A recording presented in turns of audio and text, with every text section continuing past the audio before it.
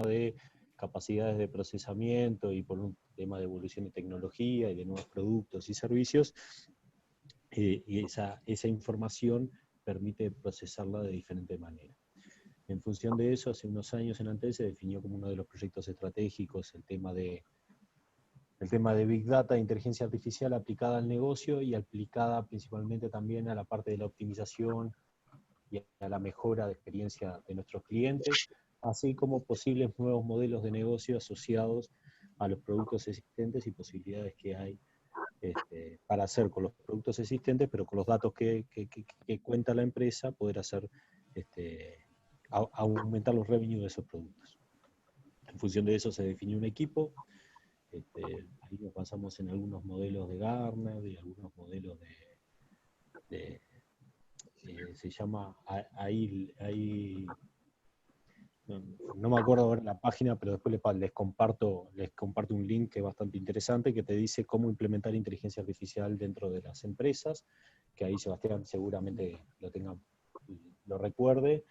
Y lo que hicimos fue empezar a definir los roles. Lo que te dice también es que empezar a hacer con casos bien aplicados, y en función de eso ir creciendo en experiencia, en madurez y en confianza, sobre todo sobre esta nueva tecnología, que una empresa tan tradicional es un cambio cultural de cómo hacer las cosas muy importante, y todo eso se da no de un día para el otro, sino que se da gradualmente. Ahí empezaron a aparecer todo lo que es la parte de ingeniería de datos, toda la parte de científico de datos, obviamente. Unos roles que son bastante importantes, que a veces son descuidados, pero es el nexo entre el negocio y el científico de datos para poder interpretar qué necesidad de negocio hay, y eso a ver qué posibilidades hay a nivel de plataformas, a nivel de datos, si realmente se puede hacer o no. Y a su vez la inversa, ¿no? Explicar cómo se pueden hacer o cómo se pueden llegar a resultados que uno no puede explicarlo matemáticamente, o no puede decirlo, esto da por tal cosa, sino que es lo que arroja la experiencia de los datos y lo que va aprendiendo la propia máquina, como quien dice. Eso igual después va a explicar un poquito más Seba. Una de las cosas que me preguntaban era qué es inteligencia artificial, o cómo explicar inteligencia artificial. Después se va a explicar más a detalle, ¿no? Pero muy por arriba, cómo lo veo yo, ¿no? Uno antes estaba acostumbrado a programar y a decir qué es que tiene que hacer la máquina, o qué tiene que desarrollar y qué acciones tiene que tomar. Entonces uno va y configuraba. Todavía un ejemplo que escuchaba a Sebastián de IDATA, le decía, bueno, uno va y configura y dice, bueno, quiero cambiar la rueda de un auto, y va, saca la rueda, saca las tuercas, saca la rueda, la arregla, pone la rueda y saca las tuercas, y pone las tuercas. Con inteligencia artificial y con la gran posibilidad de procesamiento, la máquina aprende sola en función de la experiencia, en ver la cantidad de veces y cómo se cambia la rueda. Entonces, uno lo que hace es tirarle volúmenes de datos, y va aprendiendo solo en función de la experiencia, y de esa manera va clasificando. Está el aprendizaje supervisado y el no supervisado, ¿no? Obviamente, cuando uno cambia la rueda mal, le tiene que indicar que está mal, o cuando uno cambia la rueda bien, le tiene que indicar que está bien. Pero básicamente cambia sustancialmente en cómo vemos las cosas, ¿no? Cambia sustancialmente en los resultados a que llegamos. A veces no podemos explicar los resultados a los que llegamos, pero por sí solo termina pasando eso. La propia experiencia dice y marca que eso es lo que sucede. Entonces, cambia la forma en que programamos, cambia la forma en que vemos las cosas, cambia la forma en que analizamos las cosas y analizamos los negocios, y eso principalmente es un cambio cultural muy grande dentro de las empresas. Le doy la palabra a Seba para que cuente un poco la experiencia y algún caso de éxito nuestro, y cualquier cosa tienen mi correo para contactarme o preguntarme, o lo que entiendan necesario. Perfecto, muchas gracias, Juan. Muy bien, bueno, muchas gracias, Juan Pablo, por la presentación y por la introducción. Por las dudas, ¿están viendo la pantalla compartida? ¿Se ve bien? Sí, se ve. Impecable. Está perfecto, está ahí, me escuchan bien. Bueno, entonces arranco nomás. Un poco como decía Juan Pablo, lo que queremos hacer con este webinar es tratar de contar un poco la experiencia de Antel en lo que tiene que ver con el uso de tecnologías de inteligencia artificial y data science, para resolver problemas que atacan en las distintas verticales de negocios de la empresa. Antel es una empresa bastante grande, como se podría imaginar, y hay muchas oportunidades para aplicar esta tecnología en todas esas verticales de los distintos negocios que maneja Antel. Al mismo tiempo, esa gran magnitud de la empresa hace que sea también su talón de Aquiles y sea necesario llevar adelante una estrategia para poder de alguna forma implantar estas tecnologías. Ya habla de lo que se llama, o lo que se conoce como transformación a data science e inteligencia artificial. De alguna forma hay que llevar esto al negocio y que todo el mundo esté alineado con las buenas prácticas y con un poco de qué se tratan estas tecnologías y qué se pueden resolver. Un poco lo que queremos atacar en esta presentación. ¿Y de qué vamos a hablar? Vamos a brevemente a contar un poco qué es inteligencia artificial, capaz que muchos de ustedes ya conocen o ya tienen ejemplos, como un poco estaba introduciendo Juan Pablo recién. Luego vamos a hablar de la estrategia de Antel para poder implantar data science e inteligencia artificial, que se está llevando adelante. Luego vamos a hablar de proyectos que se han realizado en Antel con inteligencia artificial o data science y los que están en curso también actualmente o que se pretende poder atacar en el futuro.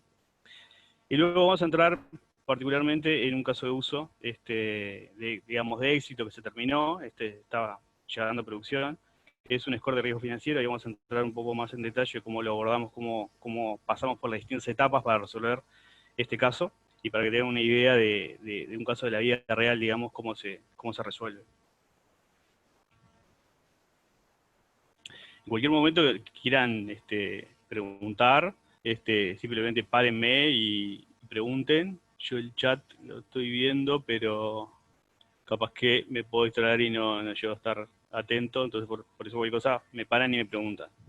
Sí, cualquier cosa escriben y leemos la pregunta. Ahí está, vos me parás y me preguntan en el momento si quieren, o dejamos para el final y pueden preguntar al final. Estoy chequeando el chat, así que tranquilo que te aviso. Genial. Bueno, un poco antes de empezar a hablar de lo que es inteligencia artificial, hay que mencionar de que hay un gran boom de los datos. El boom de los datos es comparable al boom de Internet de los años 90, en que todas las empresas querían de alguna forma tener presencia en la web y todos los capitalistas de riesgo, de capital de riesgo, querían invertir a toda costa en startups de Internet. Cualquier empresa o negocio que pudiera montarse sobre Internet era atractivo en ese momento, lo cual también generó un efecto adverso motivado por la especulación y apalancamiento de la economía, y se generó la burbuja de las .com, que terminó con muchas de ellas, pero otras sobrevivieron y se hicieron aún más fuertes por la pérdida de esos competidores, como ser Amazon, PayPal e eBay. Ahora, con el boom de los datos ocurre algo muy similar. Todas las empresas de alguna forma quieren usar sus datos para poder aplicar tecnología de inteligencia artificial y data science, para poder lograr ventajas competitivas y mejorar en ese aspecto. La diferencia actualmente es que la brecha entre la oferta y la demanda de trabajo es bastante grande, ¿tá? Porque no es como en el caso del boom de Internet, de que mucha gente se tiraba al agua y podía empezar a producir páginas web, aplicaciones web o startups que tuvieran que ver con negocios de Internet, sino que en este caso se necesitan otros skills para poder afrontar este tipo de tecnologías que tienen que ver con matemática, estadística, etc. Por tanto, la brecha que se genera entre la oferta y la demanda de trabajo es bastante grande.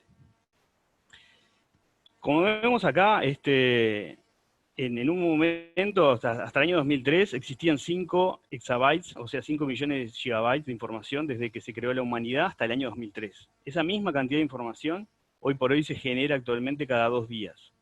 Y acá de este lado, no sé si pueden ver mi mouse, pero bueno, ven la cantidad de información que se genera cada 60 segundos en el año pasado.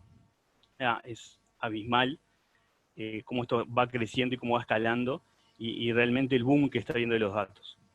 En general, lo que hay que entender es que los datos son el combustible necesario para las tecnologías de inteligencia artificial y data science. Luego, si vamos a lo que es inteligencia artificial, si buscamos alguna definición, hay muchas definiciones, ¿no? Como decía Juan Pablo hoy. Inteligencia artificial es lo más genérico, digamos, ¿no?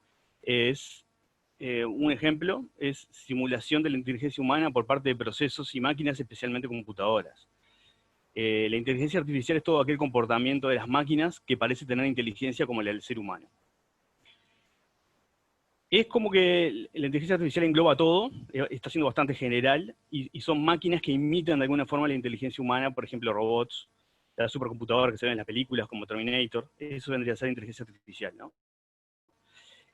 Hoy por hoy se lo considera como la nueva electricidad, como una revolución, así como la electricidad revolucionó toda la industria. Lo mismo está haciendo inteligencia artificial, y se espera que en el 2030 hay un gran porcentaje de tareas que hoy en día se realizan por humanos sean automatizadas por inteligencia artificial. Luego, bajando un poco más a tierra dentro de lo que son los distintos campos de la inteligencia artificial, pasamos a lo que es Machine Learning. El Machine Learning es una subárea de inteligencia artificial, la cual la máquina o computadora aprende por sí sola un comportamiento o patrón en base a un algoritmo. Acá la pregunta es si esto es mágico. No, no es mágico, sino que aprende de datos, aprende los datos que nosotros le vamos a dar. Y la idea es que las máquinas aprendan solas a través de los datos que le damos, sin ser explícitamente programadas. Era un poco lo que decía Juan Pablo. Y bueno, como le decía, esto no es mágico, sino que va a estar enteramente ligado y dependiente de los datos que le demos para que los algoritmos aprendan. Y acá se cumple el principio de rubbish in y rubbish out, que es si uno le entrega basura a los algoritmos, datos que no están bien, o tienen baja calidad, digamos, el resultado que va a tener estos algoritmos también va a ser malo. Por eso es importante entender que los datos mandan, y que si no hay nada para hacer con esos datos, mejor no utilizarlos para resolver un problema. Si hay una tendencia de que tengo datos y quiero resolver un problema de inteligencia artificial o data science, y no siempre es así. Hay que tener eso en la cabeza, de que los datos mandan. Dentro de lo que es el mundo de Machine Learning podemos dividirlo en dos grandes grupos, ¿tá? O dos grandes tipos de técnicas o algoritmos, que es el aprendizaje supervisado y el aprendizaje no supervisado. En el caso del aprendizaje supervisado, los algoritmos, o modelos, como también se le conoce mucho en la literatura, aprenden de datos que están previamente identificados su resultado. Es decir, son ejemplos de los cuales el algoritmo o el modelo va a aprender de ellos. ¿Está? En este ejemplo, los datos de entrada son manzanas, y yo tengo anotado si esos datos son manzanas o no, para que el algoritmo de alguna forma logre aprender a identificar esas manzanas. Acá es un ejemplo, ¿verdad? O sea, los datos podrían ser personas, ser autos, ser cualquier cosa. Podrían ser imágenes, que van a ser los píxeles de las imágenes, o podrían ser variables, ¿no? En vez de tener una imagen de la manzana, podría tener el valor de azúcar, no sé, el contorno, el diámetro, valores, ¿tá? En variables que de alguna forma los algoritmos pueden aprender a identificar si son o no una manzana. En general, los algoritmos supervisados son como funciones que mapean de un elemento a un resultado. El resultado puede ser una predicción o una clasificación. En general, se utiliza el término predicción, pero yo podría estar clasificando, como en este ejemplo, si es una manzana o no lo es. ¿Tá? Es una predicción o clasificación binaria. Luego, por otro lado, tenemos los algoritmos no supervisados, que son del tipo de algoritmos de clustering, que lo que están haciendo de alguna forma es, teniendo directamente los datos sin ningún tipo de resultado sobre ellos, poder identificar patrones en esos datos y similitudes. Estos algoritmos se utilizan bastante, por ejemplo, en lo que es segmentación de mercado o clusterización de cualquier elementos parecidos en general. Lo que busca son patrones en los datos que puedan de alguna forma clusterizarlos y objetos similares. Los datasets que van a tomar como input los algoritmos, que van a ser específicamente los datos que le vamos a dar al algoritmo, pueden ser, ya les digo, cualquier tipo de ítem, personas, ventas, frutas como en este caso, cualquier cosa. Lo que hacen estos algoritmos no supervisados es, de forma automática, sin indicarles absolutamente nada, solamente entregándoles los datos, con alguna noción de similitud, van a lograr poder identificar grupos similares. Hay otro tipo de algoritmos, acá quería mencionar que hay otro tipo de aprendizaje, no solamente aprendizaje supervisado y no supervisado, hay también aprendizaje por refuerzos y otro tipo de aprendizajes más modernos que hoy en día están en auge, pero estos son los dos grandes grupos que podemos mencionar en esta presentación. Luego está el concepto de ciencia de datos, o data science. Acá también hay varias definiciones. En general, podemos definirlo como un campo interdisciplinario que involucra métodos científicos, procesos y sistemas para extraer conocimiento o un mejor entendimiento de los datos en sus diferentes formas, ya estructurados o no estructurados. La idea de Data Science es poder sacarle valor a los datos, ¿no? Como está ahí la imagen, ¿no? Poder extraer el combustible de los datos, poder traer insights, ¿tá? O diamantes de los datos, ¿no? Poder extraer información valiosa para el negocio, para la empresa, y poder aplicarlos en algún lugar. Es importante que los insights estos sean accionables de alguna forma, es decir, que puedan ser utilizados en algún producto que permita después tomar decisiones que sean ejecutables digamos, en la empresa.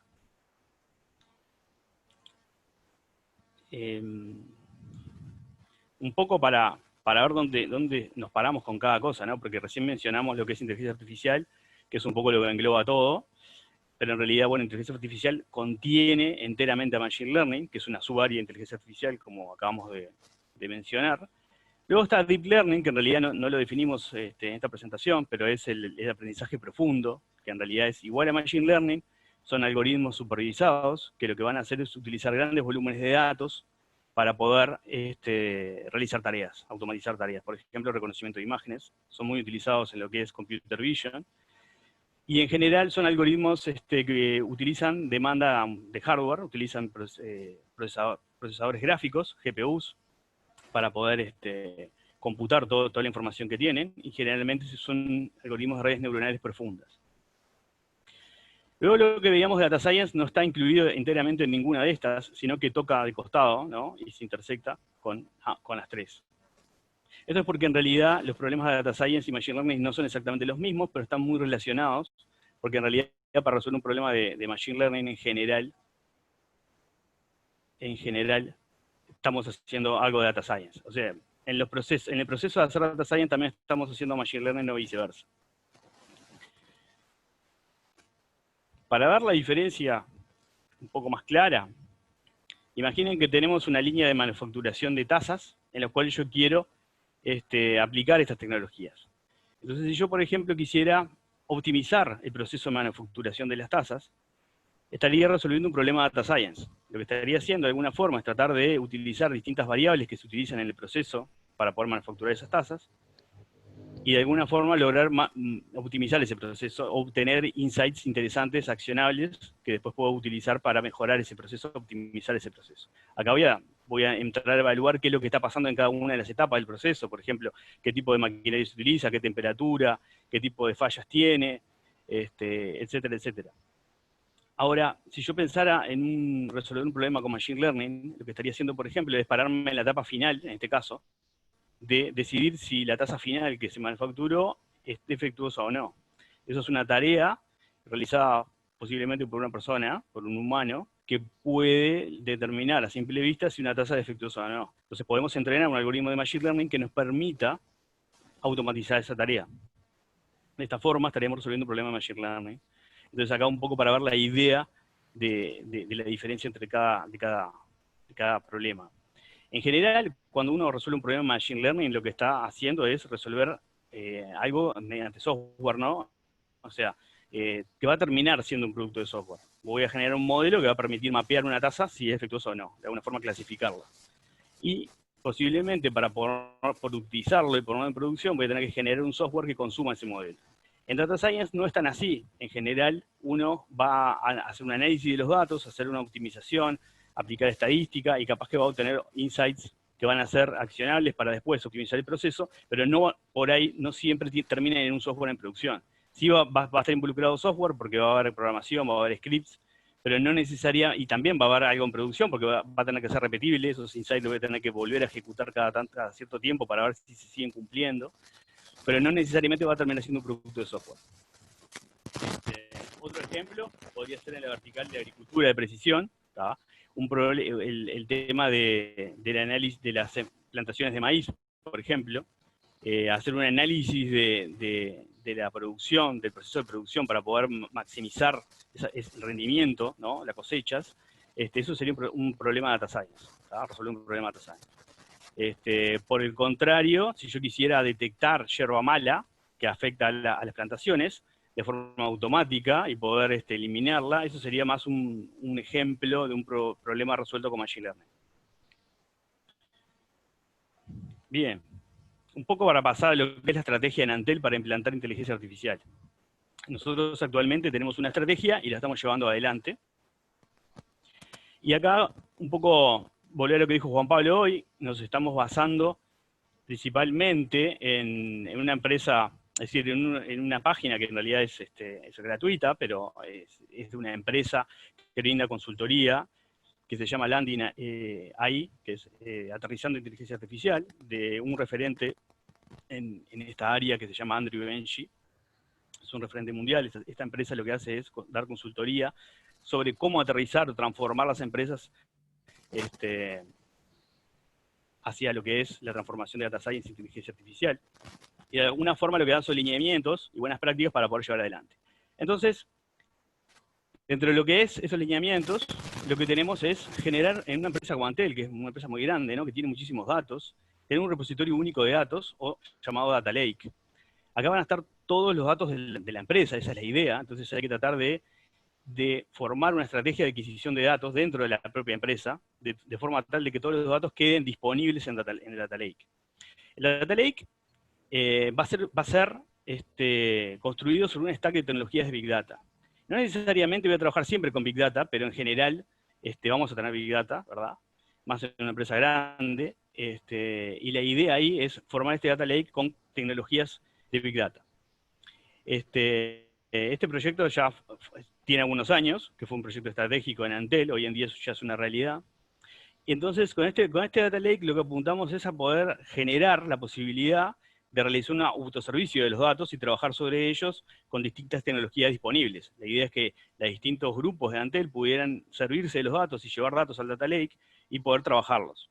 Los datos dentro del Data Lake, los datos dentro de lo que sería el Data Lake, la idea es que estén accesibles, disponibles, que se puedan acceder de forma segura y confidencial, tal vez utilizando técnicas de anonimización en caso de que los datos sean confidenciales, y que esos datos además estén gobernados y documentados y estructurados de alguna forma, para que estén disponibles de forma, ya le digo, accesible y segura dentro de la empresa. Luego comenzamos a pensar en dónde podemos aplicar estas tecnologías. Tenemos los datos. Los datos, necesitamos tener una buena gestión de los datos. Por eso tenemos el Data Lake. Y luego decimos, bueno, dado que tenemos los datos, ¿cómo podemos aplicar estas tecnologías de Data Science y Machine Learning? Bueno, ahí empezamos a pensar dónde podemos automatizar y optimizar en el negocio. En dónde hace más ruido, dónde tenemos más procesos manuales que podrían ser tentativos a poder automatizar y de alguna forma reducir costos y mejorar la calidad de servicio de esas tareas. Optimización, lo mismo. ¿Dónde podemos optimizar los procesos que son más costosos para la empresa o que nos dan más ganancia y podemos mejorarlos? Esos son lugares donde podemos pensar para poder empezar a aplicar estas tecnologías. Luego también tenemos que pensar en definir nuevos roles y nueva distribución de tareas, porque estas nuevas tecnologías van a traer otras tareas para realizar y se va a haber que hacer una reestructura un poco de los roles que existen hasta ahora. Entonces, si nos paramos un poco en los pasos, ¿tá? Nosotros lo que, basado en la misma lineamiento de esta empresa, de Landing AI, que le decía Juan Pablo, un poco la idea es ejecutar proyectos pilotos para ganar impulso, tratar de ejecutar proyectos que nos den confianza para poder seguir avanzando en otros proyectos más grandes. Crear un equipo propio de Data Science e Inteligencia Artificial es importante también dentro de la empresa, poder tener equipo propio, si bien también podría terciarizar parte del equipo o el equipo entero para algún proyecto en particular, sobre todo en los proyectos que tienen que ver con Data Science, que son de optimización de los procesos, es importante que haya conocimiento del lado del negocio técnico. Los proyectos de Machine Learning son más estándar y podría llegar a tener una solución totalmente tercerizada. Luego, estamos tratando de lograr una transformación de Data Science e Inteligencia Artificial en la empresa. Por lo tanto, es importantísimo lograr brindar amplia capacitación en estos temas a toda la empresa, con distintos niveles de granularidad, no solamente a la gente técnica, sino también a la gente que toma decisiones, jefes, mandos medios, gerentes.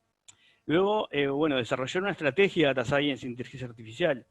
Esto lo que trata de hacer de alguna forma es crear productos y mejorar los productos existentes para generar ventajas competitivas. La idea es alinear esta estrategia con el ciclo virtuoso de la inteligencia artificial y también alinearla con la estrategia de datos, ¿tá? Nosotros mencionamos en la slide anterior de que teníamos una estrategia de adquisición de datos. Sobre la adquisición de datos hay que tener en cuenta tres cosas. Una es, uno puede adquirir datos de afuera o de adentro de Antel, ¿no? Lo que es los sistemas internos de Antel, nosotros estamos trabajando en popular el data lake con todas las distintas fuentes que tenemos en Antel. Por otro lado, podemos adquirir datos externos, ya sea comprando datos o asociándonos con otros terceros que nos brinden esos datos. También podemos conseguir datos abiertos. Los datos abiertos son muy importantes porque permiten democratizar el acceso a los datos y a veces son fuentes muy importantes, sobre todo los datos abiertos de gobierno. Además de eso, el tema de los datos es muy importante repensar cómo lo estamos registrando, cómo lo estamos guardando. Porque en realidad los datos que existen hasta el momento no están pensados para aplicar esta tecnología, sino que estaban pensados para hacer logueo, para detectar fallas en las aplicaciones, etcétera, etcétera, para dejar trazabilidad. Ahora tenemos que pensar en un paso más de cambiar tal vez el diseño de la forma que registramos los datos para poder nutrir mejor a nuestros algoritmos. Los algoritmos de Machine Learning, lo que va a ocurrir es que vamos a tener que preparar los datasets para que funcionen bien los algoritmos, y si lográramos tener cierta información mejor registrada, o mejor, que sea más trazable, de poder de alguna forma consolidar distintas fuentes de datos de forma fácil, sería mucho mejor para los algoritmos y mucho más fácil para alinear el trabajo. Imagínense que si yo tengo distintos sistemas en una empresa, y en cada sistema el ID del cliente se registra de forma distinta, es decir, no hablan un mismo idioma, se me va a hacer muy complicado poder consolidar eso, ¿no? O sea, cruzar los datos entre los distintos sistemas, el sistema de facturación, el sistema de clientes, etcétera, etcétera. Entonces, un poco lo que habla acá de desarrollar una estrategia de Data Science, además de alinearla con el círculo virtuoso, que ahora voy a hablar de qué es, también es importante alinearlo con la estrategia de datos y de adquisición de datos, que tiene que ver con lo de la data lake que hablábamos recién.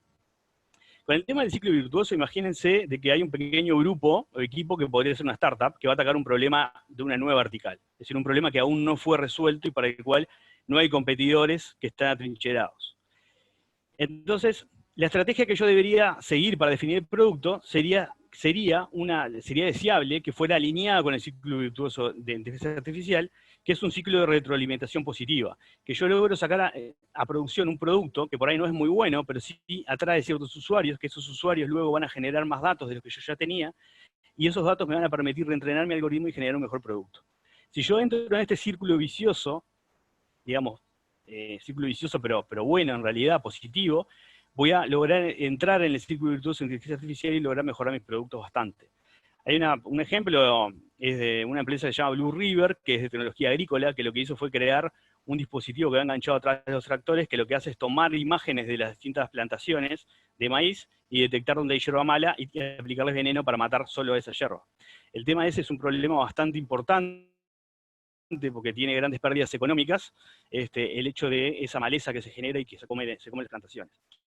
Lo que hizo esta empresa fue que no tenía información, era una startup, no tenía datos, entonces lo que hizo primero fue llevar las propias personas de la empresa, fueron a fotografiar las distintas plantaciones y generar esas imágenes, y etiquetarlas si son, ¿verdad?, si son yerba mala o si es plantación de maíz. Con esa información crearon un producto que sacaron de alguna forma de producción, que no era bueno del todo, no era muy bueno, digamos, o sea, su tasa su performance de acierto no era algo que fuera muy bueno para salir al mercado global, pero sí atrajo a varios usuarios, varios productores que querían utilizarlo, y de esa forma fueron generando mayor masa crítica, mayor datos para mejorar el algoritmo, y así fueron mejorando el producto. Esa empresa la compraron hace poco en varios millones de dólares, ¿no? Cientos de millones de dólares. Bien. Nosotros hablamos recién de que estamos llevando adelante proyectos pilotos para poder lograr hacer músculo y de alguna forma lograr mejorar e ir pasando a proyectos que tengan mayor impacto. La idea de estos proyectos pilotos es que sean exitosos, es más importante que sean exitosos a que tengan un alto impacto. La idea es que sean proyectos cortos, acotados, con un alcance acotado, que puedan mostrar resultados en 6 a 12 meses, pueden ser desarrollados internamente o ser tercerizados. Acá también viene el hecho de cómo elegir estos proyectos, ¿no? Los proyectos pilotos van a ser importantes al principio, y luego vamos a tener que pasar a proyectos más grandes o de mayor impacto. El tema es cómo elegirlos. La idea es elegirlos que estén en esta intersección, ¿no? Tienen que ser problemas que sean valiosos para alguien dentro de la empresa, ¿tá? Y además que sean realizables con inteligencia artificial. Entonces, acá es muy importante contar con los expertos del dominio, no solamente con un equipo técnico. un equipo técnico trabajando solo, tratando de resolver problemas de este estilo, se hace muy cuesta arriba, muy difícil, eso lo digo por experiencia. Por eso es que es muy importante contar con expertos del dominio para poder definir estos problemas. Acá, como les digo, hay que hacer un equipo multidisciplinario, tormenta de ideas, anteproyectos. Es un poco la idea, que tratar de resolver algo que le sirva a alguien. De alguna forma, el tip también es para los equipos técnicos a tratar de no usar esta tecnología o cualquier otra tecnología para construir un producto y luego ver a quién le puede servir o cómo lo podemos usar. Sino que es al revés. Es buscar un problema que alguien tenga y utilizar la tecnología disponible para crear un producto que lo resuelva. ¿Tá? Es como hacerse la pregunta de quién tiene un problema para resolver en el que se puedan explicar estas tecnologías. Bueno, con respecto al equipo, acá se plantea la disyuntiva, el trade-off de si hacer un equipo central que da servicio a las áreas de negocio versus pequeños equipos en cada área de negocio. Y creo que la respuesta, por lo menos por lo que es una empresa grande, podría ser ambas cosas, ¿no? Es decir, tener un equipo core que se encargue un poco de hacer consultoría a otros equipos más chicos técnicos que estén en distintas verticales de lo que es la empresa y de esa forma poder realizar proyectos en conjuntos. Tener un solo equipo podría implicar un cuello de botella en el cual no puedo resolver todos los proyectos y además no cuentan con el expertise necesario en cada vertical. Por tanto, es necesario también contar con algún referente técnico dentro de esa área. Y también hay que pensar en la productización. Una vez que todos estos proyectos empiezan a salir a producción, va a haber que mantenerlos después y retroalimentarlos y mejorarlos y hacer como una vigilancia que esos proyectos o modelos sigan dando lo que deberían dar, por lo cual esto también va a ser carga para este equipo si tenemos un único equipo. Sobre los roles, bueno, acá aparecen nuevos roles, pero también están los roles de siempre, ¿no? Gerente de productos, ingeniero de software, porque como mencionamos recién, realizar un modelo de Machine Learning, una solución que automatice algo va a terminar siendo un software. Luego aparecen roles como arquitecto de datos o ingeniero de datos, que se van a encargar muchas veces de que los datos estén gestionados de forma correcta, accesibles, seguros, a bajo costo. Ingenieros de aprendizaje automático, ingenieros de Machine Learning, que se encargarían de aplicar inteligencia artificial más que nada a los problemas de Machine Learning y generar el pipeline necesario en producción para que esos productos funcionen. Luego está el conocido científico de datos, el analista de datos, y luego también hay un rol por ahí que aparece que es investigador de aprendizaje automático, que sería como una persona que está investigando todo el tiempo nuevas tecnologías que ocurran y que puedan ser aplicadas en distintos proyectos. El rol de científico de datos es el rol más nuevo en lo que serían estas tecnologías, que en realidad es como una mezcla de computólogo, de estadístico, de comunicador, y al principio en realidad englobaba varios de estos roles. Es decir, el científico de datos era el mismo que era el analista de datos, era el mismo ingeniero de datos, el mismo que hacía ingeniero de aprendizaje automático, o sea, hacía un poco de todo, porque en realidad no estaba bien definido. Ahora con el paso del tiempo estos roles se le empieza a sacar carga al científico de datos y generar roles nuevos, digamos.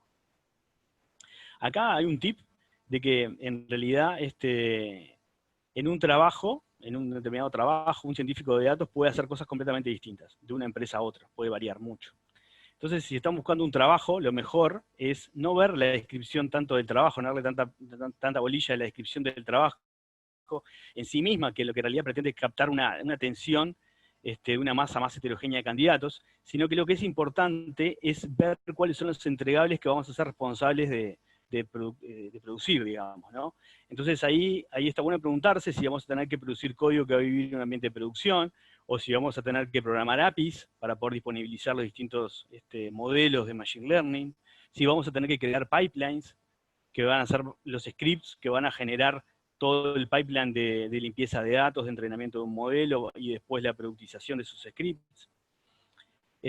También preguntarse si vamos a tener que realizar un análisis de datos offline, y qué tipo de análisis. Entonces un poco acá, para que tengan eso en mente, de que científico de datos puede variar de una empresa a otra y ser tareas completamente distintas, dependiendo de la empresa, del tamaño, del equipo. En Antel tenemos un equipo que tiene varios de estos roles, somos más de 15 personas, más o menos en lo que es el grupo global que trabaja en la parte del Data Lake.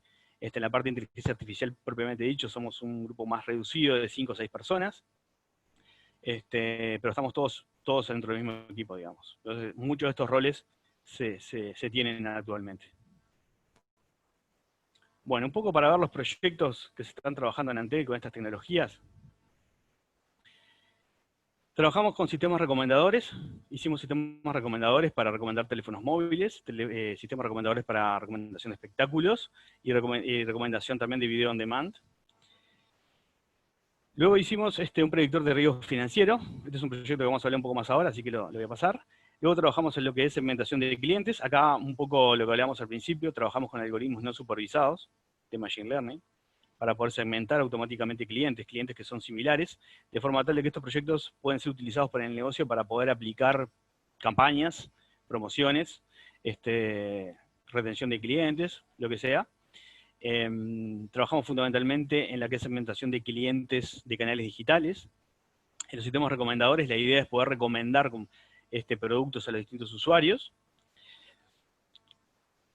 Luego, bueno, el predictor de riesgo financiero acá, lo único que quería mencionar es que en este caso la idea es tratar de predecir de alguna forma endeudamiento de clientes para poder mejorar, o sea, ahorrar dinero y no tener pérdidas económicas por causa de deuda.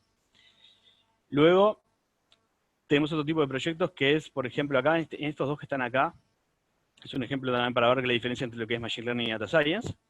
Por un lado, la asignación automática de reclamos y por otro, optimizar el proceso de reclamos. Lo que es el proceso de reclamos, el reclamo obviamente entra por algún canal, generalmente es un call center, y luego va a seguir distintas etapas de reclamos hasta que finalmente se resuelve. Imagínense de que si hay una asignación, la asignación de un reclamo a un grupo para que lo empiece a trabajar, es una tarea que realiza una persona que lee la descripción del problema y en base a la experiencia y otros casos similares lo va a asignar a un grupo. Nosotros podríamos automatizar esta tarea mediante un proyecto de Machine Learning, logrando automatizar esta asignación automática de los reclamos a los distintos grupos que lo van a atender. Esto es un proyecto que atacamos a la interna, es decir, a reclamos de clientes internos y también a clientes externos. ¿Qué es lo que podemos lograr con este tipo de proyectos? Bueno, mejorar, ¿sí? O tener un ahorro digamos, de los recursos, es decir, tener menos personas trabajando en esa tarea y asignarlas de pronto a otros recursos, a otras tareas. Y también un tema de mejora de calidad de servicios. Si nosotros logramos disminuir la cantidad de errores que tenemos acá, respecto a lo que hace a los errores que tiene el humano, podemos mejorar la calidad de servicio. Trabajar a la interna no es lo mismo que trabajar hacia afuera, ¿tá? Porque si yo me equivoco, hacia afuera voy a tener una mala imagen con el cliente. A la interna también, pero bueno, no es tan grave. Entonces ahí hay que diferenciar. Y luego, ¿qué ocurre? El proceso, de todo el proceso que les hablaba recién, de cómo se resuelve un reclamo, ahí pueden aparecer otras variables que está bueno tener determinados insights y atacar un problema como más de data science para tratar de optimizar ese proceso. ¿Qué podemos hacer ahí? Bueno, empezar a mirar qué ocurre con determinados reclamos que demoran mucho tiempo en resolverse. Hay determinado tipo de reclamos que son cuello de botella, o reclamos que son como anómalos, y de alguna forma capaz que poder clusterizarlos y tratar de ponerle foco a esos reclamos que llevan más tiempo en resolverse. Luego lo que tiene que ver con las redes de Antel y equipos de Antel, trabajamos en proyectos en líneas de mantenimiento predictivo para poder lograr predecir de alguna forma cuándo va a haber problemas con los equipos, cuándo va a haber, en el caso de tráfico de red, cuándo va a haber congestión, para poder mejorar la calidad de los servicios, para de alguna forma actuar con antelación a los problemas que pasan, ¿verdad? Pricing tiene que ver con mejorar de alguna forma y optimizar el precio, por ejemplo, de venta de terminales de teléfonos móviles, lograr encontrar cuál sería el mejor precio para poder vender los terminales en base a determinadas variables que hay en la industria, de lo que está ocurriendo en el momento, si es una festividad, cuáles son los precios de la competencia, etcétera, etcétera. Ahí también son otra línea, otra vertical para trabajar en lo que tiene que ver con la fijación de precios. Y luego, acá ya nos vamos a la última parte, que va a ser hablar particularmente de un caso particular que atacamos en Antel, que es score de riesgo financiero. ¿Qué queremos hacer acá? De alguna forma queremos predecir qué clientes van a ser deudores en los próximos meses. Entonces lo que vamos a tratar de resolver este caso es tratando de entrenar un modelo de Machine Learning con datos de esos clientes, que tomen como entrada determinados valores de variables de esos clientes y de alguna forma la salida sea un valor que me va a indicar el riesgo de que ese cliente se vuelva deudor en los próximos meses. De alguna forma, esto es como vimos recién, es un tipo de aprendizaje supervisado, en el que yo voy a entrenar un modelo con datos existentes de gente que tengo su historia y sé bueno, cuáles son los datos de morosidad de esas personas, y también entre ellos la gente que pueda tener cierta similitud, saber cuál es el riesgo, ¿verdad?, que pueda tener de ser deudor efectivamente. Es como si fuera una función de que, dado un cliente, me devuelve su riesgo, ¿no? El valor de salida es un valor continuo, es una probabilidad de riesgo, ¿no? Se puede ver como un porcentaje entre 0 y 100, cuanto más porcentaje, más riesgo de devolverse deudor. Un poco, bueno, hay lo que decíamos antes, ¿no? ¿Para qué hacer esto? ¿No? Es decir, hacerlo porque si no, necesitaría tener un problema que quiero resolver, necesitaría que eso sea útil para el negocio de alguna forma. Bueno, ¿qué identificamos? De que la idea de esto es reducir pérdidas económicas por endeudamiento, ese es el principal objetivo. Anteriormente se evaluaba el riesgo a clientes nuevos únicamente, utilizando un servicio de terceros, que no era Dantel, que nos decía eso mismo, cuál es el riesgo de que esa persona fuera deudor. Ahora, en realidad, nos movemos en una necesidad de evaluar el riesgo financiero para clientes existentes. Antes, para clientes existentes, lo que se miraba era si era deudor en ese momento o no, para poder decidir si se le da un financiamiento.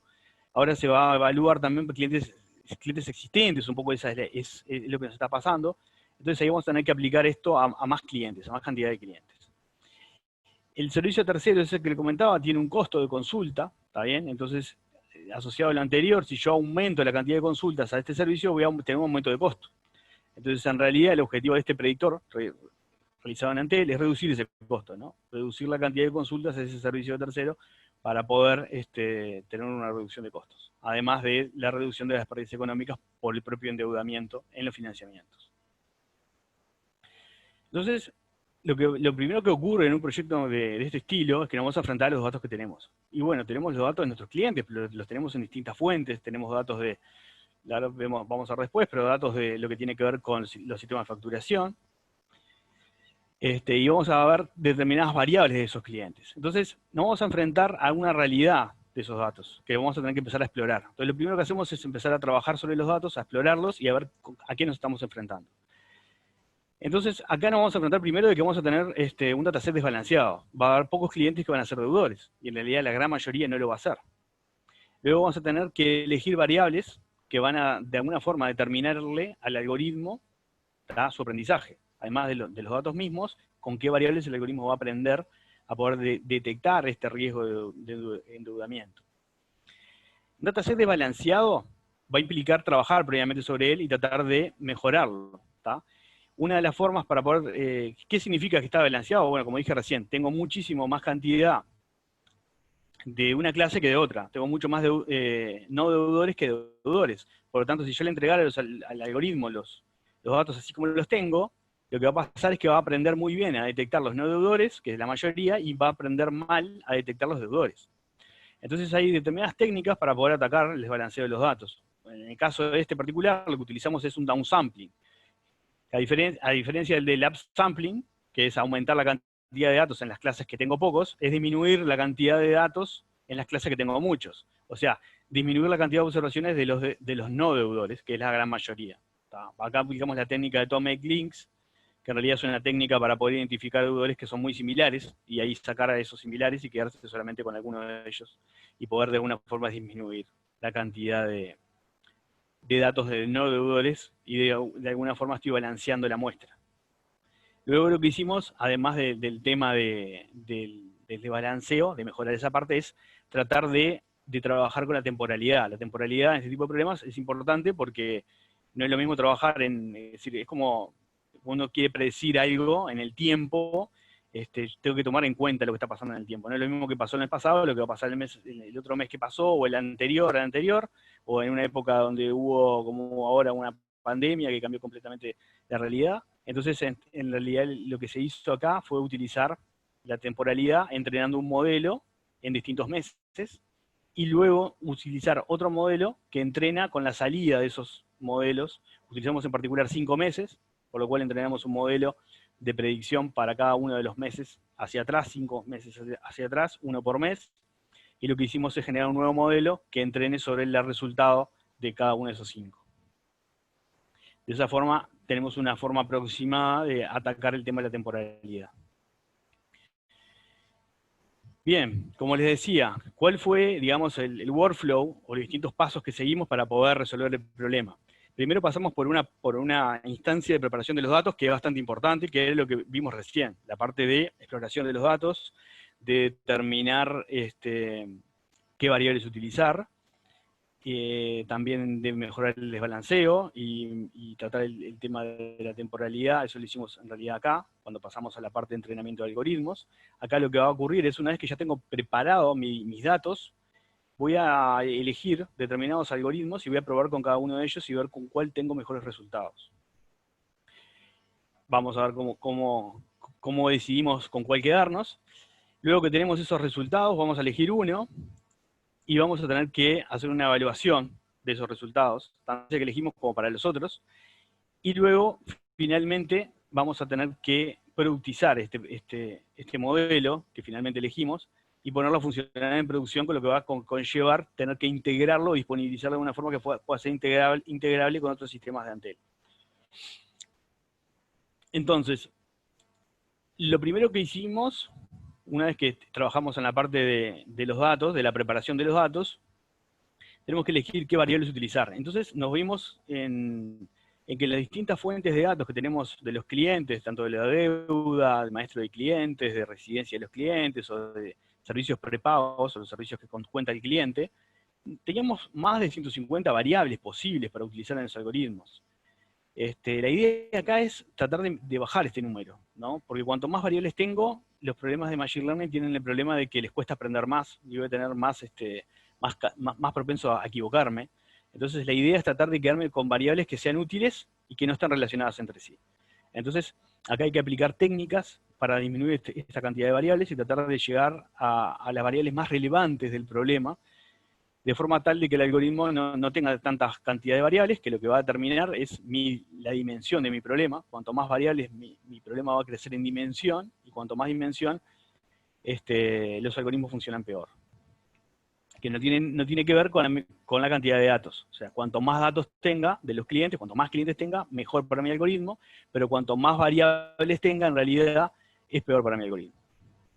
Entonces, bueno, básicamente, si uno quiere predecir endeudamiento, lo que tiene que tratar de hacer es usar variables de endeudamiento. Es decir, si yo quiero predecir ventas, tengo que utilizar variables de ventas pasadas, no otra cosa. Entonces acá uno tiene que enfocarse en el problema que está resolviendo. Entonces la idea es tratar de usar variables de ventas, que es exactamente lo que estamos tratando de predecir, más con otras variables más que complementan, que también pueden ser relevantes. Entonces, lo que ocurrió fue que pasamos de esas 150 variables a través de procesos de limpieza, transformación, de hacer un análisis de correlación de variables. ¿Qué significa la correlación de variables? Variables que son muy similares entre sí, que están correlacionadas, no me aportan más información al problema que ya tengo. Entonces me conviene quitar esas variables y quedarme con las variables que son independientes, las que me van a determinar de alguna forma la varianza de los datos. Finalmente, nuestro modelo terminó entrenándose con 70 variables distintas, que tienen que ver con endeudamiento y otras variables características de los clientes.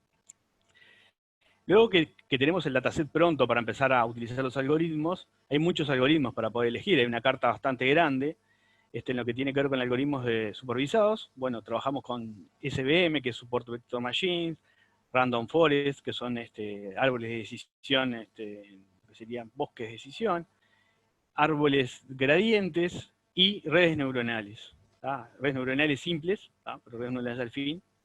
Entonces, lo que hicimos nosotros es probar estos datos y poder entrenar el algoritmo, modelo, con distintos algoritmos, y luego medir cómo nos fue.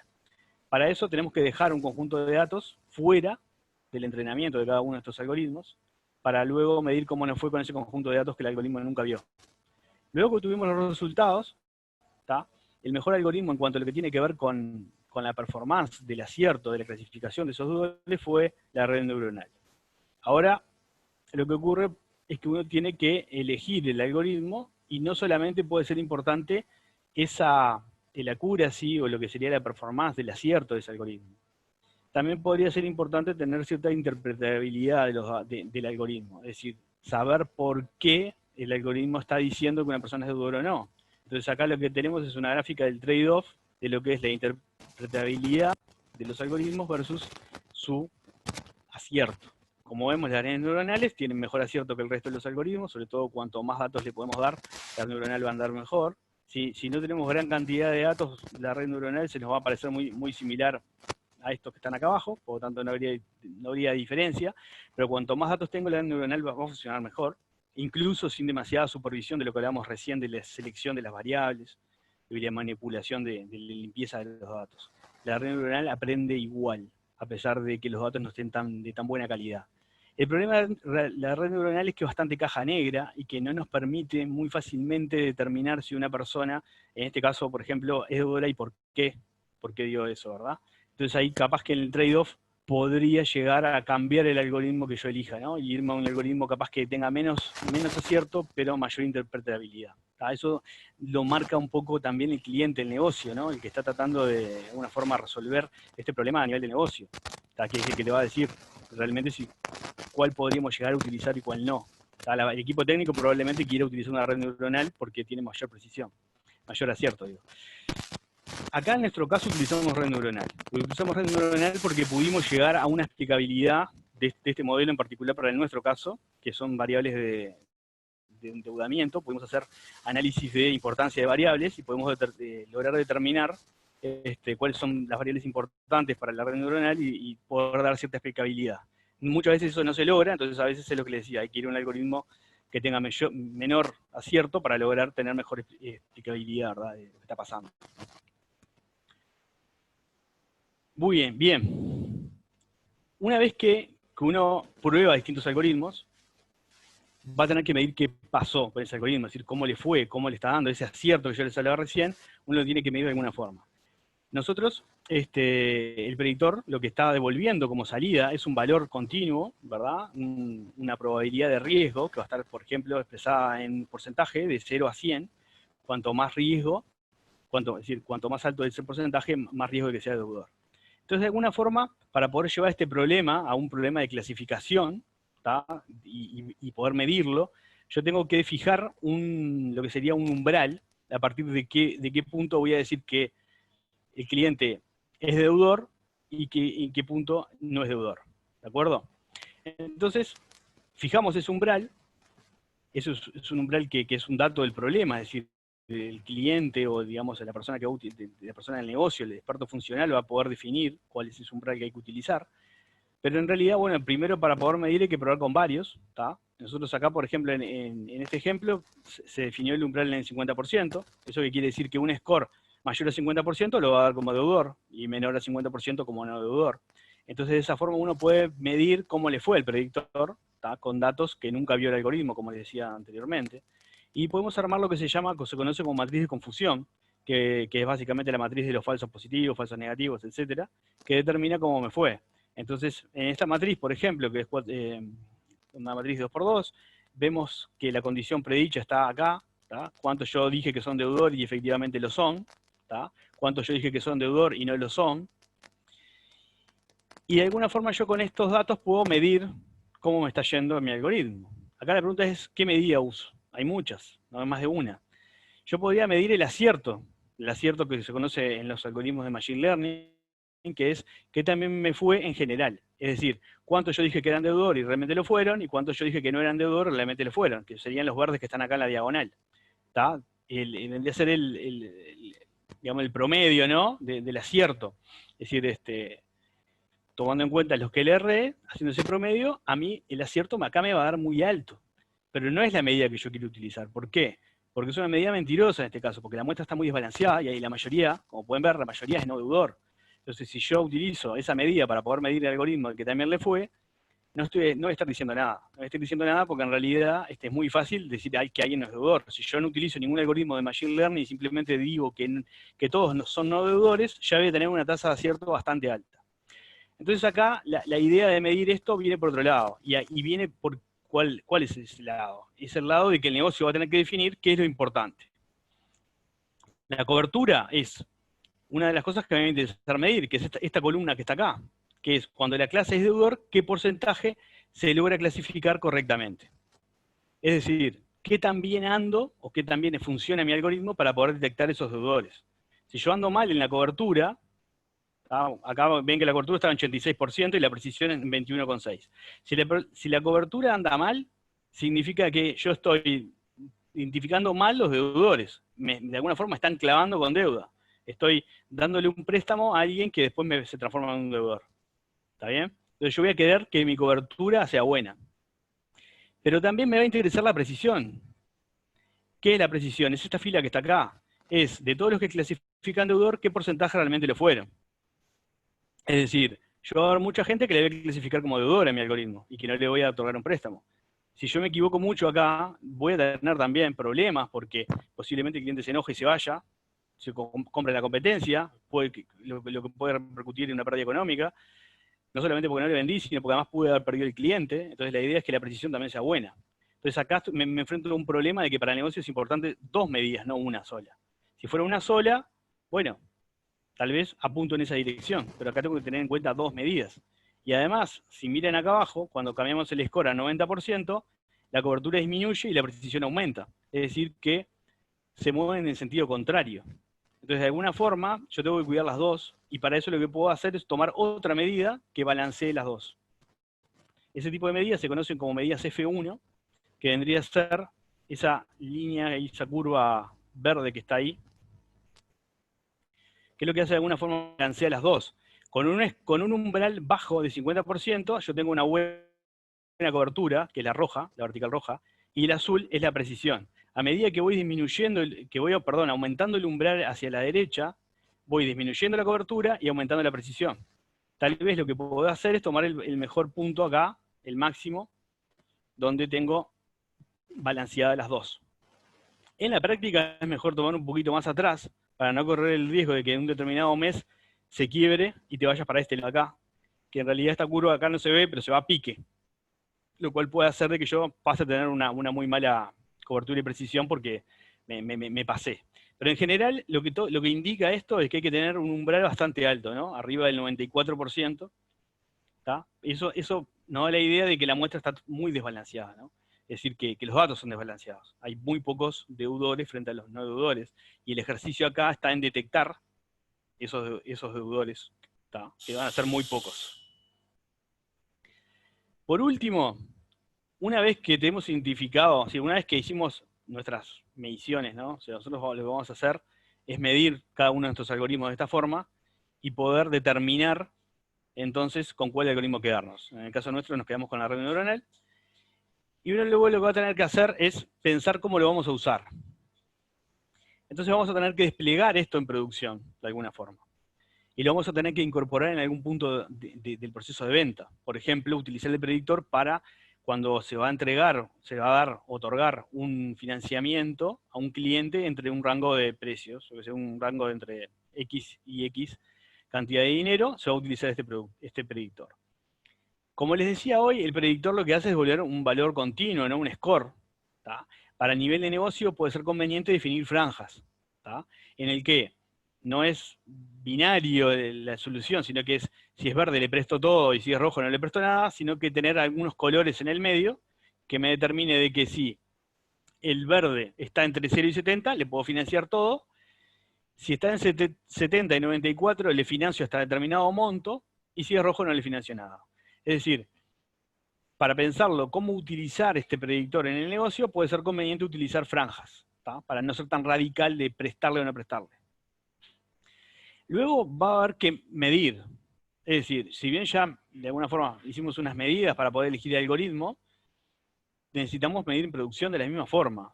Establecer la cobertura, establecer la precisión que estamos teniendo en producción y ver cómo nos está yendo. Existe la posibilidad que tengamos que volver a reentrenar nuestro algoritmo a causa de que pueda estar ocurriendo eventualidades que la realidad cambió y que la cobertura está siendo mala o la precisión. Entonces tenemos que poder tener en mente de que tenemos de alguna forma estar continuamente midiendo el algoritmo, cómo le está yendo en producción. Además, podemos compararnos con el servicio de terceros que utiliza Antel hasta ahora para poder predecir esos deudores, es decir, ver qué dice el servicio de terceros, qué decimos nosotros y ver cómo nos va. También es muy importante poder comunicar bien todo esto, ¿no? Al negocio y ser creíbles. Por eso también de que una de las razones es ir con proyectos chicos y luego ir creciendo para de alguna forma ganar credibilidad en la empresa. Luego, por último, lo que es productizar, vamos a tener que definir un pipeline. ¿Tá? El pipeline es una serie de transformaciones que son aplicadas a los datos desde su fuente hasta su destino. Yo les comentaba hoy que nosotros arrancamos, ¿no?, el proceso en preparación de los datos, luego todos los scripts que estén involucrados acá van a tener que formar parte de la solución que va a ir a producción. O sea, recuerden que partimos los datos crudos, por lo tanto todos los scripts que hagamos cosas acá vamos a tener que tenerlos corriendo en producción, lo mismo acá y lo mismo acá.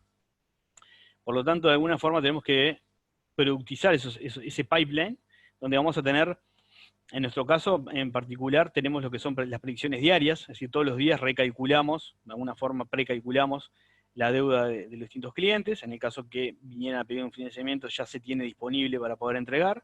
Y luego hay un reentrenamiento mensual del modelo, ¿tá?, para actualizarlo. Por último, esto de alguna forma tiene que poder ser transformado en un producto de software, como les decía hoy. Y bueno, para eso lo que hacemos es entregarlo, hacer el delivery vía una API REST.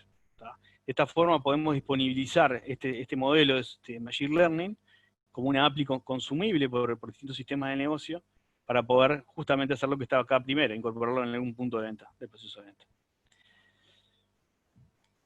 Bien, eso sería todo. Un poco tratar de contarles un poco la experiencia que tuvimos en este proyecto y en general en inteligencia artificial, cómo está llevando adelante. Así que si ahora si quieren pueden hacer preguntas. Así que bueno, les agradezco mucho la oportunidad de estar acá.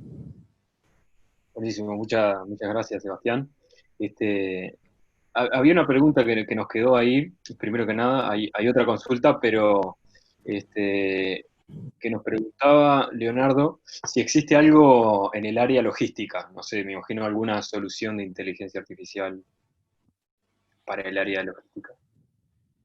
Sí, claro. En logística, bueno, es una vertical es una vertical de la industria en la que es muy aplicable este tipo de tecnologías. Yo no conozco en particular ninguna, porque no trabajo en logística, pero sí se trabaja muchísimo en optimización de logística, optimización combinatoria particularmente, con algoritmos heurísticos, y hay técnicas de Machine Learning que se están siendo utilizadas para resolver esos mismos problemas que se resolvían con heurísticas, utilizando Machine Learning, ¿verdad?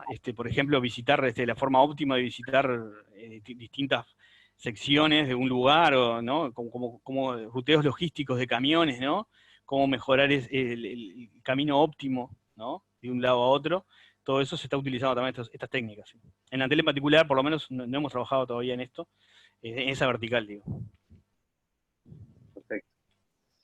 Buenísimo. A ver, tenemos otra consulta. Franco Correa que nos pregunta, nos dice, ¿cómo puede una persona común intentar resolver un problema social a partir de inteligencia artificial? ¿A dónde acudir? ¿A quién pedir asesoramiento? Perdón que se me va ¿a quién pedir una vez? Si ese problema ya fue resuelto y si no, ¿cuál sería el primer paso? Claro, bueno, cuando uno tiene un problema, lo que tiene que hacer, en general, uno depende, como dice una persona común, ¿no? Yo entiendo que es alguien de que por ahí no sabe demasiado del tema todavía, o por lo menos está empezando con el tema. Lo primero que puede hacer para poder aprender, ¿no?, es hacer cursos. En internet hay una oferta muy grande de cursos. De hecho, como les decía, esa brecha entre la oferta y la demanda es porque no hay gente capacitada en esto. Recién la educación formal en lo que tiene que ver de Science y Machine Learning comenzó hace muy poco acá en Uruguay, por ejemplo. Recién el año pasado empezaron las primeras posgrados, maestrías y carreras, ¿nada?, para formar gente. La mayoría de la gente que empezó a trabajar en esto hace algunos años, como es mi caso, me tuve que reconvertir. Para eso lo que hice fue hacer cursos por internet, en realidad. Sabiendo elegir los cursos, ¿sí?, dependiendo de lo que uno esté buscando. Hay determinados tipos de cursos, las plataformas son muy conocidas como Coursera, Udacity, hay montones, ¿no?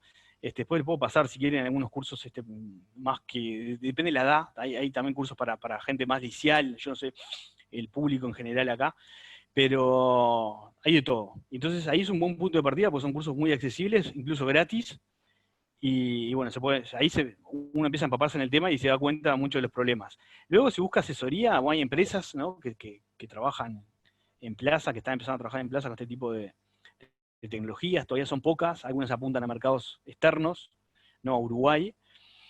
Y bueno, ahí uno lo que tiene que buscar, después la otra pregunta que me hacía ahí era si ya está resuelto el tema, y bueno, hay que ver ahí, hay muchas cosas resueltas, pero muchas veces se precisa una solución customizada para el problema que uno quiere. La idea en general es, si uno quiere resolver un problema muy estándar, lo mejor es no hacerlo de nuevo, sino utilizar algo que ya exista. Para eso hay servicios en la nube, está hoy en día, como si uno no quiere meterse a entrenar estos modelos y a generar inteligencia artificial, uno puede utilizar una solución out of the box, como existen hoy en servicios en la nube, como Amazon, IBM, Microsoft, que lo que hacen es, ya te proporcionan APIs para poder resolver problemas como identificación de imágenes, ¿no? Poder identificar cosas en las distintas imágenes, eso es un problema bastante estándar, capaz que no conviene rehacerlo. Después, cuando uno está en una especie de buscando problemas para llevar un proyecto nuevo, como una startup, era como les comentaba, el caso de las imágenes de las plantaciones. Eso era una vertical que no existía, ese es un buen problema para entrar, porque no hay mucha competencia en la industria. Generalmente, la idea es no ponerse delante del tren. Si hay algo muy estándar de que, si bien no existe, lo pueden hacer enseguida otras empresas y te van a pasar por arriba, o sea, mejor no ponerse a correr delante del tren porque en un momento te va a alcanzar. Y problemas estándar lo mismo, si ya existen problemas resueltos, mejor no va a ponerse un buscador en internet cuando hay miles y funcionan muy bien. Pero sí buscar otras verticales donde no está demasiado trillado y voy a ganar ventaja metiéndome en ese círculo virtuoso de la inteligencia artificial. No sé si llegué a responder muy bien, pero bueno. No, buenísimo, clarísimo, Sebastián. Tenemos otra consulta acá de Marco Tafura que dice, buenas, ¿en qué lenguaje se programan las APIs? Es una buena pregunta. Bueno, en general nosotros en Antel utilizamos, programamos en Java con un framework que se llama Spring Boot, que nos permite de forma ágil desarrollar APIs en Java que están autocontenidas, son muy fácilmente disponibilizadas con contenedores, y quedan funcionando. Entonces usamos nosotros el Java Spring Boot, pero no siempre podemos utilizar esa tecnología porque a veces necesitamos interactuar con el propio objeto que generó el modelo. Entonces, ¿qué ocurre? Para lo que es Machine Learning, lo que es muy utilizado es Python. Entonces, cuando yo trabajo en Python, después el objeto, mi modelo final, lo voy a poder persistir como un objeto Python. Pero después para accederlo, capaz que desde Java puede ser complejo. O voy a tener que generar artefactos nuevos para eso. Entonces, capaz que a mí me conviene utilizar otro framework, como es conocido como Flask, o Django, de Python, que me permiten de una forma mucho más rápida poder acceder a esos modelos de Machine Learning que fueron programados en Python anteriormente. Así que ahí serían las dos. Sería, en el caso nuestro que hemos explorado, es Java y Flask. Puede ser Django, o puede ser cualquier otro modelo, ¿no? O sea, cualquier otra tecnología, digo. Nosotros en particular utilizamos esa. Buenísimo. Tenemos otra consulta ahí de Maximiliano García que dice, respecto al caso de uso en la gestión de reclamos, ¿se busca tener referentes pilotos para fortalecer la supervisión del proyecto desde el canal donde ingresa el reclamo hasta el técnico final que soluciona el reclamo? Mira, a ver si entendí bien. Acá, por ejemplo, nosotros lo que yo les decía es que la asignación automática de reclamos es un proyecto que lo que busca hacer es automáticamente derivar un caso, un nuevo reclamo, al primer grupo que tenga que resolver el problema. Es en realidad el primer paso. Lo que buscamos acá es automatizar el primer paso, que es asignar automáticamente el grupo soporte que va a tratar el reclamo en primera instancia, que probablemente también pueda ser el que lo termine. Pero es la primera instancia, el primer paso. Después sí se puede seguir avanzando en automatizar más pasos. Y después está la parte de optimizar el proceso de reclamos, que ahí es un poco lo que mencionaste recién, o sea, de atacar toda la etapa, ¿no? De principio a fin.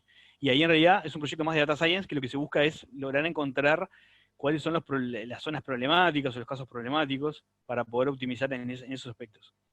Ahí no sé si se quedó claro, si no cualquier cosa que me pregunte de vuelta, Yo es lo que yo entendí de la pregunta. Y seguía otra pregunta que dice, ¿la intervención errónea de estos actores es considerada como datos basura para el algoritmo? No, en realidad nosotros nos vamos a, claro, ¿cómo aprende el algoritmo para poder hacer esto?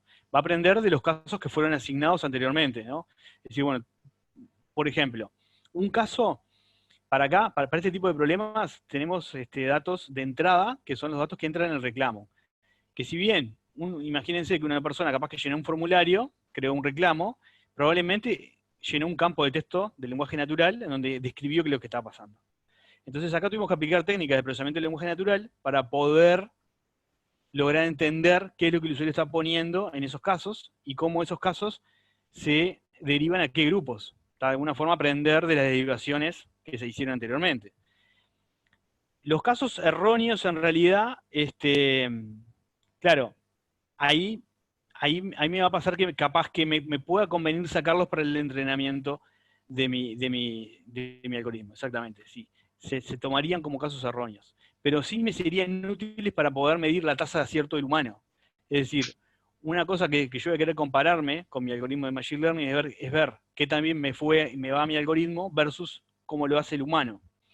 Entonces, esos casos que vos decís de erróneos que se equivocó el humano, son casos que están mal etiquetados. Entonces, correcto, hay que sacarlos, de alguna forma identificarlos y sacarlos. Porque si no, van a ser, mi algoritmo van a ser basura para mi algoritmo.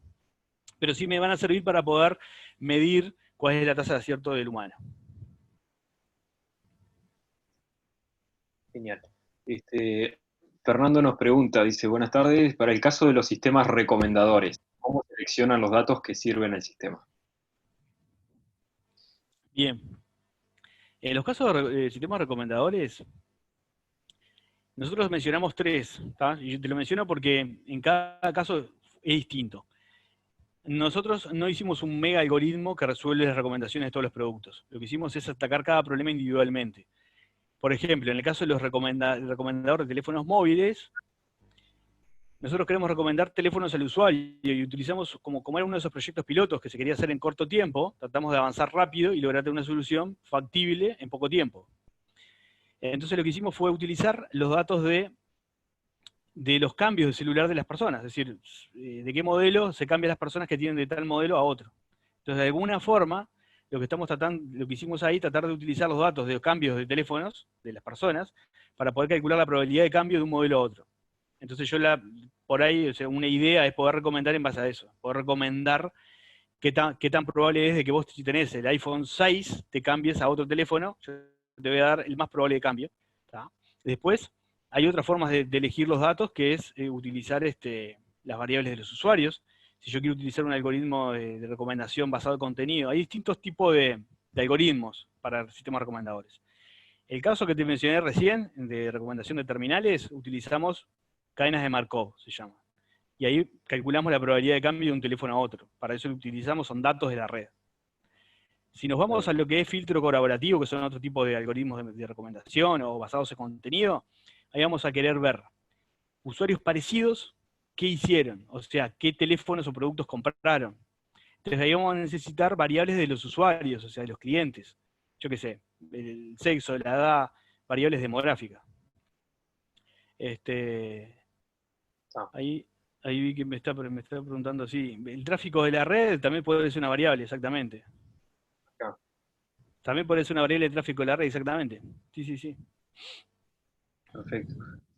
Maximiliano dice, dado que los recursos humanos es lo más necesario a nivel de tecnología, ¿dentro de la empresa se tienen recursos humanos para seguir formando nuevos equipos de Data Science y Inteligencia Artificial? Dice, ¿manejan la posibilidad de capacitar personal idóneo interesado en el tema o se busca el apoyo de terceros?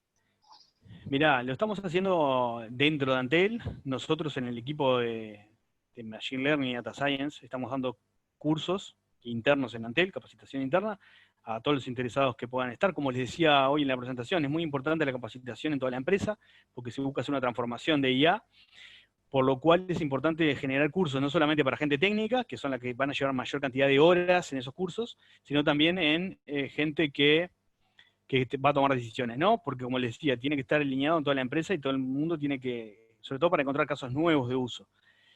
Entonces sí, estamos dando cursos internos en Antel para las distintas personas que están interesadas y ya son generalmente la mayoría de áreas técnicas en distintas verticales de negocio. Gente que viene de la parte de redes, gente que viene de la parte de marketing, gente que viene de la parte de tecnología de la información. Entonces ahí está bueno porque se pueden formar pequeños grupos que resuelvan problemas que están relacionados con su trabajo de día a día.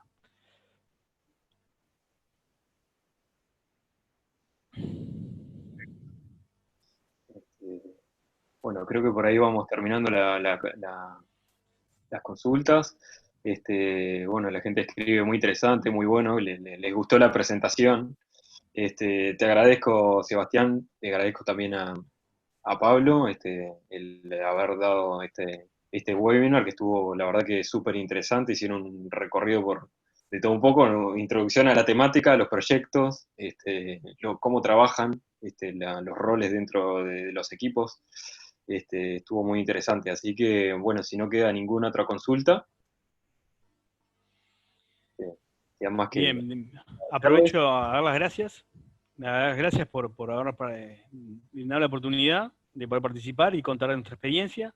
Nosotros hace un par de años que estamos trabajando en estos proyectos, lo que tiene que ver con tecnología de inteligencia artificial, machine learning, pero hace más, como 6, 7 años que se está trabajando en lo que es el data lake y preparando todo lo que es la infraestructura de los datos para poder hacer que todo esto sea posible de alguna forma y trabajar más en la capa de aplicación para resolver estos problemas. Así que bueno, de mi parte, dar las gracias y bueno, estamos a las órdenes por cualquier consulta o, bueno, futuras instancias o lo que sea. bueno, seguramente tendremos nuevas instancias ahí para preguntar por algo más específico, capaz, en lo que resta del proyecto de IoTech Challenge. Así que gracias nuevamente, Sebastián, y seguimos en contacto. Muchas gracias a Perfecto. todos también los que participaron y que se animaron ahí a preguntar, a hacer sus consultas.